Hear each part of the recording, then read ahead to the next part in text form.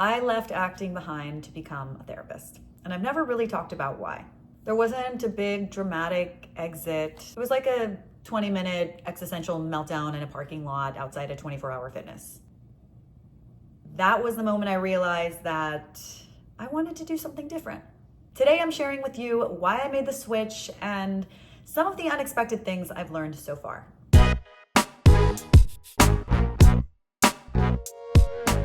Dear future therapists, I'm Gabriella and welcome to my existential meltdown, also known as my YouTube channel. This is getting dark.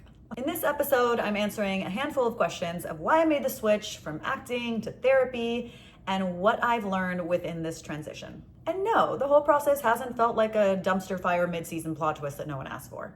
Some of it, but not the whole thing. Honestly, it's been one of the most fulfilling journeys that I've ever been on, and I'm really excited to share it with you. Especially those of you that are considering career transitions yourselves, whether that be from the entertainment business or from other industries. Hopefully this can offer you some helpful encouragement. What made you decide to leave acting and pursue therapy? The beginning of this journey probably started back in 2020 when the world was shutting down during COVID. I had just moved to Miami and I was starting a new job with Telemundo hosting a show. And I had really great health insurance, so I decided to get some therapy because it's something I had never tried before, and I figured what better time to explore that side of myself than when you're locked up and have nowhere to go and no one to talk to. The beginning of that therapy journey really challenged me to want to grow as a person. And in doing that, I started reading books and watching YouTube videos and following psychologists and therapists online and really kind of becoming obsessed with my own healing journey. I started asking myself really difficult questions. I started reflecting on my past and my family and my childhood and a lot of the generational wounds that were there that I hadn't fully tapped into. And it truly opened up a can of worms and it just made me want to dive in deeper. That sort of was the main catalyst for deciding to want to study it further. Once I started to see the impact that therapy had in my own life, it prompted me to actually do some advocacy around mental health in general and specifically within the Latino community. And so I wanted to be a part of that change that not only advocated for better mental health access, but wanting to be a part of that change by becoming a therapist myself. Did I ever doubt my decision to switch careers? No, never. I don't have doubts or insecurities, of course. Yes, of course, I had doubts, but I think that was mostly rooted in the fact that I had no experience in the field whatsoever. I had never even taken a psychology course. The only study that I had done of the profession was my own independent study, books I've read, but I'd never taken any courses or had any formal training. So I was concerned that would put me at a disadvantage for heading into the field, but that has proven not to be the case whatsoever. Beyond that, if I had any other doubts, it was really just around my own mental health journey and wanting to make sure that I was doing the work on myself. And sure, there was some anxiety around leaving an industry that I really loved and I had invested so much of myself into to pursue something completely different. But I think at the back of my mind, I kind of knew that community and that world and the skills that I built within it would always be there for me. I mean, making this YouTube series is a testament to that. But sure, is there a part of it that feels like you're giving up on that initial dream that you had? Yes. And I think I've made my peace with that because I genuinely believe that life is about constantly reinventing yourself and adapting to the many different versions of you that will naturally emerge as you grow and heal. I felt that one. Hell yeah. And on that note, this is a perfect question to transition to. How did your background in performing arts prepare you for therapy training? Oh my gosh, in so many ways. I think about the very first acting class that I ever took, and it was based in a Meisner technique. If you're not familiar with it, it really involves a lot of prolonged eye contact, sitting in close proximity to another individual, feeling and reading the emotions that are coming from them and mirroring those or reflecting back those emotions and feelings, which is the perfect parallel to one of the most basic skills that you learn in counseling in grad school, which is reflecting feelings. So going into our first residency and going into my first counseling skills class, I was already very comfortable with active listening, empathy, and emotional expression. The emotional expression of others, as well as my own emotional vulnerability.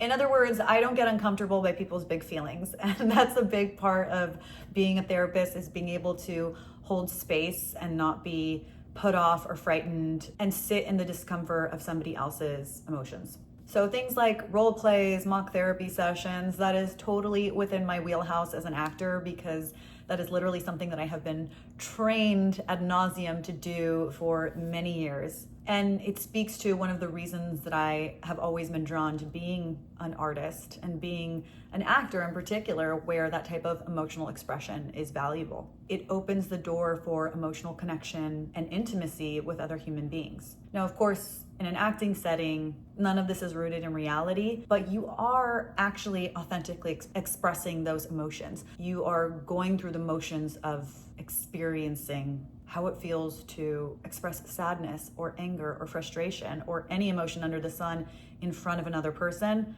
And not just in front of another person, but in front of a worldwide audience in some cases. So having a lot of comfort with that has been invaluable in my experience training to be a therapist. Storytelling has always been a tool to understand the human experience. And even within certain therapeutic modalities, storytelling is used in a therapeutic capacity. Modalities like narrative therapy come to mind, where you're literally helping a client rewrite their story.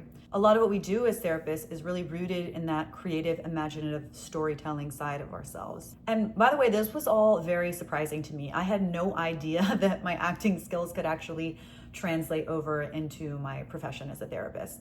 I figured that the whole being comfortable with emotional vulnerability thing would be helpful, but I was pleasantly surprised by all of the other ways that it's been a gift. What has been the biggest challenge in grad school so far? Paying for it. Next question. The biggest challenge in grad school so far has probably been balancing schoolwork with self-work, because deeply embedded into everything that we learn in grad school is really working on ourselves and making sure that we are mentally and emotionally prepared for the toll that this kind of work can take on therapists or people in the helping professions in general. Managing doing that self-work and practicing self-care with making sure that you're keeping up with your readings and learning new tools and advancing your skills is definitely a delicate balance, because so much of the content that we absorb is deeply triggering on an emotional level. But as a professional, you have to learn a certain level of detachment from the emotional aspect of the job while not becoming so detached that you lose all of your empathy. So as I move through the program, I almost have to compartmentalize when I'm learning tools and skills and diagnostic criteria, and when I'm focusing on myself as the individual and the type of therapist that I want to become. The two are very much enmeshed in a lot of ways, so it can be a little tricky. What do I miss most about performing? I think I would have to ask what type of performing, because I did do a little bit of stand-up back in the day, and there is nothing quite like the adrenaline that comes from being in front of a live audience. Hearing audience laughter in real time is probably the best feeling in the world. I think it's probably an addictive feeling for a lot of performers.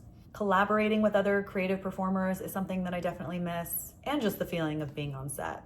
Like once you book the job, you're working with people that you've looked up to your entire life. There is such a natural high that comes from that experience, and I definitely miss that. Should I start acting again? But there's also plenty I don't miss. So I'm happy to say that for me at this point in my life, I'm very much at peace with my decision. What surprised me the most about becoming a therapy grad student? Probably the infinite amount of therapy techniques and ongoing training and education that's required in this field. But at the same time, I also chose this profession knowing that I would never stop learning, I would never stop growing, and it's always changing. And that's part of what attracted me to it. You literally don't stop training and getting certifications throughout your career. And while that can be kind of taxing and expensive on therapists, it's heartening to know that therapists are required to continuously hone their skills, improve their techniques, and learn about new advancements in the psychological field. Another thing that surprised me is probably the extent to which ethical gray areas exists in the field of therapy. And there's definitely tools and structures in place and ethical decision-making models that can help guide you through these conundrums. But there's a lot to consider when you choose to become a licensed therapist in terms of how you maintain your clients' confidentiality, safety, and respect their cultural differences that you may not always agree with. So how do I handle the identity shift from actor to therapist in training? I think the answer to this question should be obvious. Yeah, by creating a YouTube series where I'm still performing. And as a television host and content creator prior to this, I've always been called to create content that is educational, inspiring, has some kind of substance to it. I think also just finding ways to honor my creative past in my new role is really essential. Making sure that I'm engaging in some kind of artistic expression. I would like to spend more time oil painting, thank you. Just 1 6-hour window once a week, that's all I need. What advice would I give to others thinking about making a big career change? First off, that you don't have to share it with everybody. And I know that probably sounds pretty hypocritical coming from me, but I still think there's a lot of people in my life that don't even know I'm in a psychotherapy program. I think that making a big career change is such a personal decision, and it's important to make that decision from a place of deep knowing and clarity without allowing outside influences to color that decision. No one in my life told me that I should pursue a degree in therapy. That decision came purely from an intuitive voice within myself, and it was my decision and my decision alone to make. Also, it's good to remind yourself that it's okay to pivot. People do it all of the time. And if we're not constantly learning and growing and evolving into a better version of ourselves, then what are we doing? What's the point? Why are we here? Even Beyonce pivots, y'all. But once you do make the decision to pivot, make sure you surround yourself with supportive voices in your life. I know I very much leaned on my family as a support system, and I never asked them their opinion of whether I should go to grad school. I told them what I was doing, I let them know I was committed to it, and they have truly been there for me every step of the way. And I'm super grateful for that because I know not everybody has that kind of support system. I'd also say, and I know this probably sounds cliche, but to embrace the discomfort and uncertainty as a part of your growth. That is such a normal part of the process and a real experience that we all go through. It's never going to be a smooth ride for anyone, myself included. It's really about making the most of it, trusting your gut, and embracing the challenges along the way, because we all have bad days. How do I manage imposter syndrome in such different fields? Imposter syndrome has come up a lot in grad school, and I've always been familiar with the concept of it, and I've felt it in various times of my life. But I think the fact that I'm in a grad school program, learning everything I need to know about this very new and different field, is enough for me to stave off those feelings, because anytime I have a doubt, I just remind myself that I'm literally in the process of becoming. I'm not there yet. It comes down to reminding yourself of why you started, why you're here, and who you want to become. Oof, that was a lot, but that was really fun. And I haven't had the chance to really sit down and reflect on all of these things. So thanks for giving me the opportunity to do so. Thanks for watching.